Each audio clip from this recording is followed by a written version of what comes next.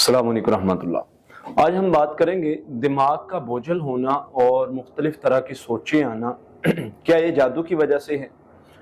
अमूमन मरीजों की ये कंडीशन रहती है कि दिमाग बोझल रहता है, सर भारी रहता है और मुख्तलिफ तरह की सोचें आती रहती हैं और इस वजह से परेशान हैं। और बाज़ लोग इसको जादू का नाम देते हैं, बाज़ लोग इसको यानी बीमारी का नाम देते हैं।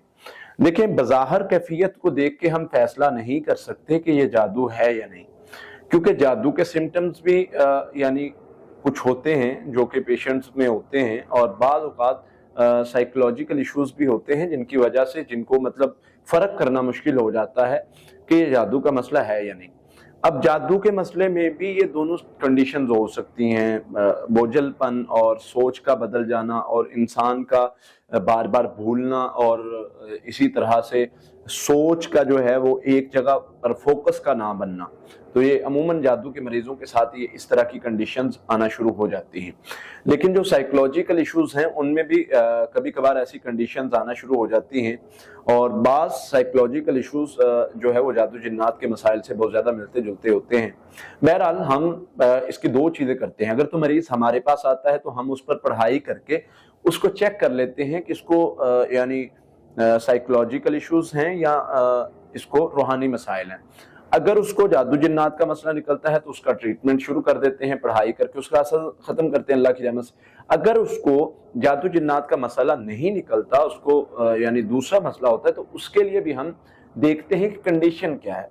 कंडीशन अगर तो इनिशियल स्टेज पे हो, शुरू में हो, तो उस पर हम क्या करते हैं कि मरीज को यानी पढ़ाई के जरिए रिकवरी अल्लाह की रहमत से हो जाती है। पढ़ाई बताते हैं, उससे वो पढ़ने के बाद वो रिकवर होना शुरू हो जाता है और कुछ चीज़ें बताते हैं, कुछ एक्सरसाइजेज बताते हैं। लेकिन अगर मरीज बहुत ज़्यादा इस बीमारी में मुब्तला हो जाए और इसमें से निकलने की उसकी अपनी विल पावर बिल्कुल ख़त्म हो जाए, तो हम उसको फिर सजेस्ट करते हैं कि तुम्हें कोई और रास्ता इख्तियार करना चाहिए। साथ में कुछ मेडिकली चीज़ों को भी लेना होता है, साथ में कुछ पढ़ाइयाँ होती हैं, साथ में कुछ अज़कार होते हैं, साथ में कुछ रुकिया होते हैं। तो वो सारी 3-4 तरह की चीज़ें, फिर डाइट को बेहतर करना होता है। तो बहुत सारी चीज़ें मिलके फिर उस कंडीशन से उस बंदे को निकालते हैं। तो यहाँ पर हम कैसे फैसला करें कि ये हमें मसला क्या है? मैं तो ये मेरे जो नाज़रीन हैं, देखने वाले दोस्त अहबाब हैं, मैं उनको तो यही राय देता होता हूँ कि आप ऐसे करें, आप वो पढ़ाई शुरू कर ले जिससे इस कैफियत का इलाज है, क्योंकि दोनों के सिम्टम्स मिलते जुलते हैं। अब मैं एक मुआलिज होने की हैसियत से मैं तो अल्हम्दुलिल्लाह जान जाता हूँ, मतलब चेक कर लेता हूँ पढ़ाई करके मरीज।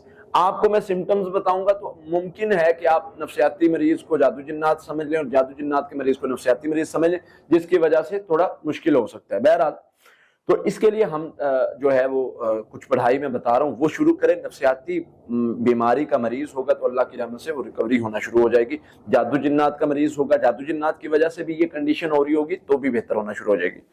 सूरह फातिहा है 11 मरतबा, आखिरी 3 कुल हैं 11 मरतबा, दुरूद इब्राहिमी है 11 मरतबा, ला हौला वला कुव्वता इल्ला बिल्लाह है 300 मरतबा, अऊज़ु बिल्लाहि मिनश शैतानिर रजीम है 300 मरतबा। ये पढ़ाई सुबह शाम करनी। इसके अलावा उस बंदे को हम ये कहते हैं कि आपने रात को जल्दी सोना है और सुबह कोशिश करें तहज्जुद पढ़ें, नहीं तो फजर के वक्त आपने नमाज लाजमी पढ़नी है और इसके साथ साथ लंबा सजदा करना है। तो ये कुछ चीज़ें हैं जो जादू जिन्नात और नफ्सियाती बीमारियों के इलाज के लिए बड़ी फायदेमंद है। ये जो पढ़ाई बताई है इसको पानी पर दम कर ले, पानी से मुंह भी धोएं, पानी पिए भी। अल्लाह की रहमत से, अल्लाह के फजल से ये जो कैफियत है, बोझलपन और ये सारी कंडीशंस, ये बहुत जल्दी रिकवर होना शुरू हो जाएंगी। तो ये चीज़ें आप करें, इंशाअल्लाह बहुत